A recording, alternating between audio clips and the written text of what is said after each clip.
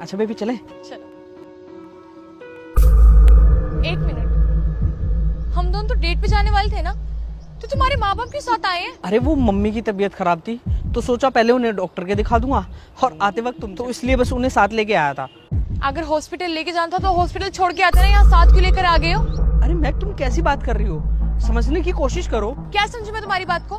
हमारी कोई personal life नहीं है क्या? तुम हर बार अपने माँ बाप को साथ लेकर आ जाते हो, तुम्हारे अंदर दिमाग नहीं है क्या? अरे मैं क्या हो गया अगर वो मेरे साथ आ गए तो? अरे वो मेरे मम्मी पापा है। तो तुम क्या अभी बच्चे रह गए हो क्या, जो हर वक्त अपने माँ बाप के साथ रहते हो?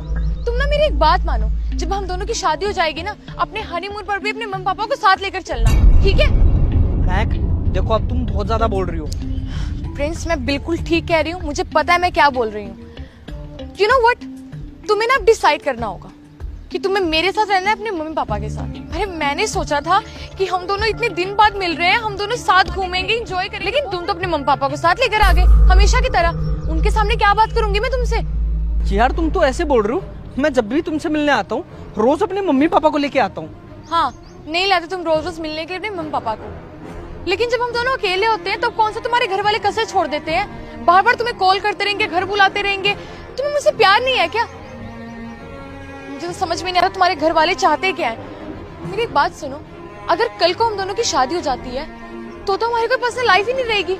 मुझे लगता है कि तुम मुझे छोड़कर अपने घर वालों के साथ ही रहोगे।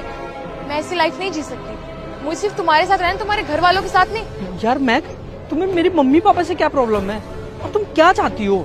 देखो प्रिंस, अब बहुत हो गया, अब मैं और ये सब बर्दाश्त। अब तुम्हें डिसाइड करना होगा कि तुम्हें मेरे साथ रहना है अपने घर वालों के साथ।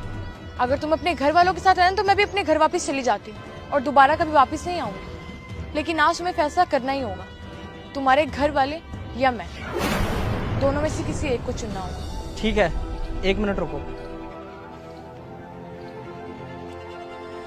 मम्मी पापा एक मिनट के लिए बाहर आना आप दोनों। ठीक है बेटा, आते हैं।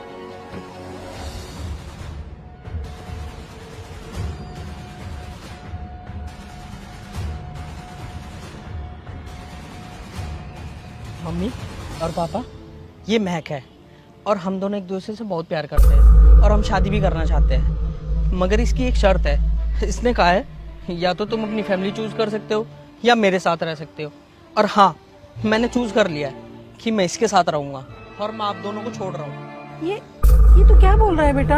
हाँ माँ मैं बिल्कुल सही कह रहा हूँ। और हाँ पापा, जब मेरा आप लोगों के साथ रिश्ता ही खत्म हो गया तो मुझे आप लोगों से कुछ चाहिए भी नहीं। ये पकड़िए गाड़ी की चाबी और ये पकड़िए आपका दिया हुआ फ़ोन, और मुझे आपकी किसी भी प्रॉपर्टी में कोई हिस्सा नहीं चाहिए। जब आप लोगों के साथ मेरा रिश्ता ही ख़त्म हो गया तो अब मैं ये सब रख के करूँगा भी क्या? और पापा ना मुझे आपके बिजनेस और ना ही प्रॉपर्टी में कोई हिस्सा चाहिए, और आज के बाद हम दोनों का रिश्ता ख़त्म हो चुका है।